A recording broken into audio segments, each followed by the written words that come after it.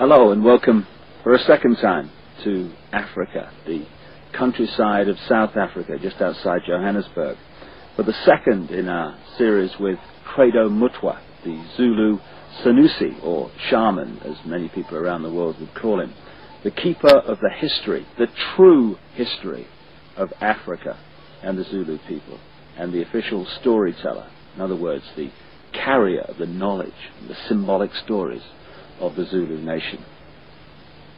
He is, without any question in my mind whatsoever, the most remarkable, astonishing man it's been my honor to meet.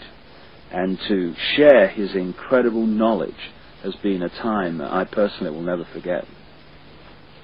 In the first of these videos, we discussed with Credo the story of the Chitahuli, the reptilian extraterrestrial race from another world that came to the earth in the far ancient world, that brought advanced knowledge which built many of the, according to conventional history, unexplainable, magnificent structures all across the world, thousands and thousands of years old, and also interbred with humanity, creating hybrid crossbreed bloodlines.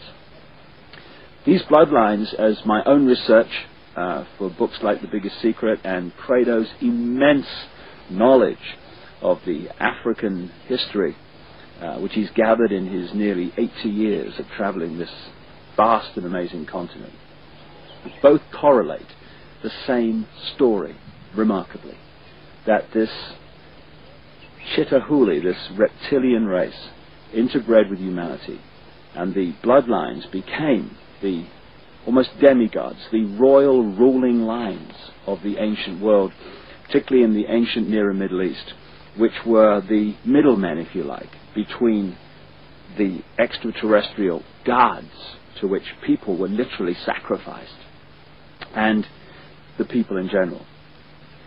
And as the genealogical research is showing, these crossbreed bloodlines, the Nephilim, as the Old Testament of the Bible calls them, the result of the interbreeding between the sons of God, as the Bible calls them, the sons of the gods in the true translation, and earth women, the marriage, the bringing together of the sons of God and the daughters of men.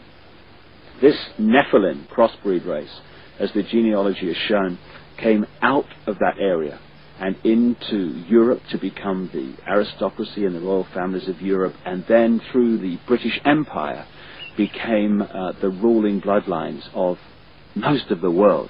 In fact, today, almost all of the world. Like the 42 presidents out of the hundreds of millions of people who have been Americans since the Declaration of Independence in 1776, 42 have become president. They're all related. What? And they go back to these ruling aristocratic families, which eventually go back to the crossbreed, interrelationship, intercourse between the Chitahuli, the Anunnaki, as some accounts call them, and human beings. And it's the British Empire that we're going to talk about now in its relationship to taking over the planet in a way that today is now global. The British Empire became the British Empire because this network of bloodlines, which had become known as the Illuminati, centered itself in London at operational level, particularly after the arrival from Holland of William of Orange, who became King of England in 1689. And from that time, he signed the charter that created the Bank of England, and the banking system as we know it started to expand and emerge. But from that time, the British Empire and the other European empires came into being, and they took the planet over.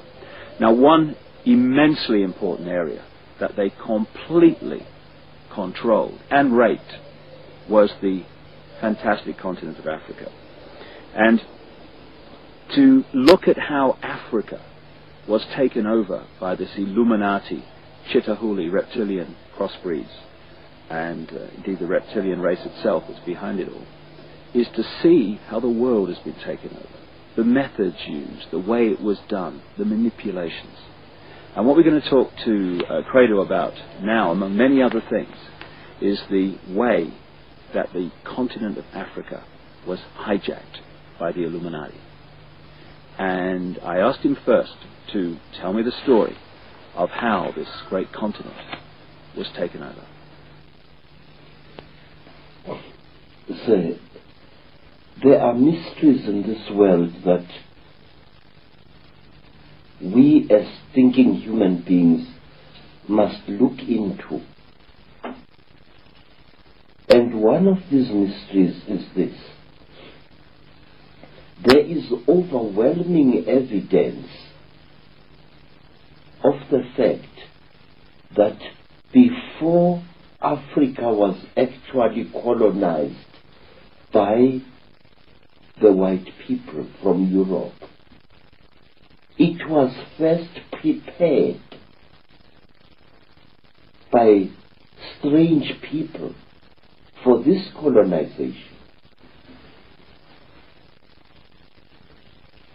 When the first Portuguese ships started sailing around the Cape of Good Hope, strange beings appeared amongst our people, strange human-like creatures, usually creatures of great height, abnormally tall, human-like beings, some of them with only 1 foot, appeared amongst our people, and they started doing things there which made it easier for the colonialists to invade us and to conquer us. What were they like in terms of their color and skin, Credo? Say, we do not know, but there are those who described them as very, very white, chalk white in appearance. This went on for so often that it became traditional to our people to represent these beings with white chalk. You found masks amongst our mask makers which were smeared entirely in white chalk to represent these creatures. These creatures were usually about 8 feet tall, very, very slender, and they used to wear robes made of the tanned hides of certain type of antelope, usually the intensely black sable antelope. What name did the people give to them? We gave them the